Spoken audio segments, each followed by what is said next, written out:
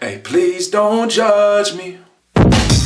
Hey, no, no, no, hey, no, no.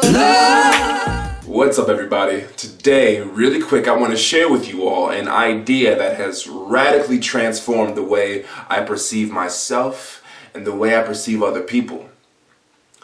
A couple years ago, I myself personally was very kind of quick to judge. I was quick to judge people for their actions, for the way they saw the world, for the way they lived their lives.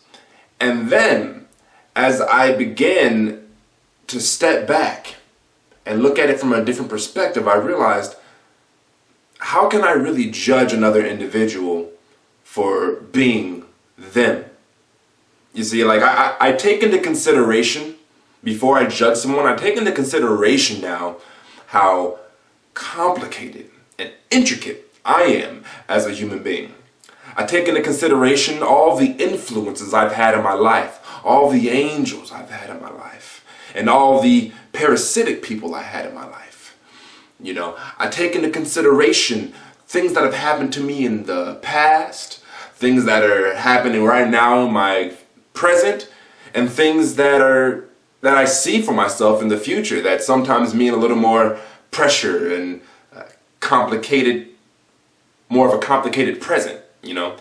And I take all that into consideration, what I look like, you know. I take all of these different variables into consideration before I judge another individual, because, you know, that guy over there, he may not have had as many angels in his life as I have. You know, I've had a lot of good influences in my life.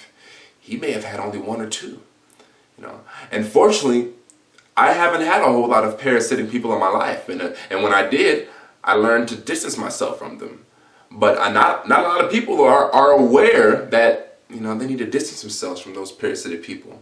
So he may have way more people in his life that are stealing his energy and his good thoughts and his positive energy, you know. So I can't really judge him. You know, I don't know what his parents are like. What kind of, was his parents even in the picture? And if they were, did they give him love? Or did they instill fear into his heart and mind? You know, there's so many different variables. How can I judge you when I haven't walked in your shoes? You know, I think about how, you know, thoughts, they're tools, right? I've recognized that I am not my thoughts, but I'm the presence behind my thoughts. And with that awareness, I can now kind of choose my thoughts. But a lot of people aren't taught that at a young age. Our parents, our teachers, our bigger influences in our life, they kind of just hand us all these thoughts. And thoughts, once again, are tools.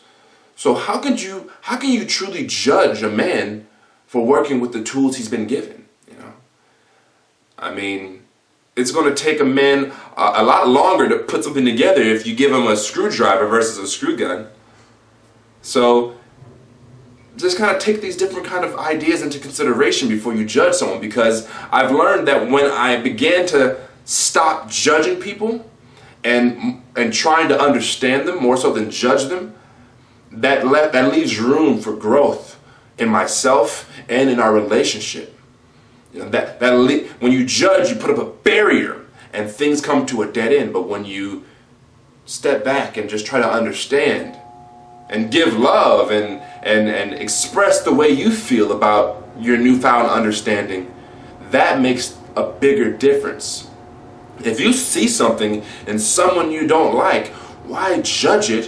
Why not try to express what it is you see that can improve the quality of their life, or improve how they are affecting other lives? You know, so just a couple thoughts before you run off and, you know, put up all these barriers. Because eventually, if you do that a lot, you'll end up barricading yourself out, and you'll end up boxing everyone out in your world. So this is an idea for y'all. Much love, and I hope it affects you positively.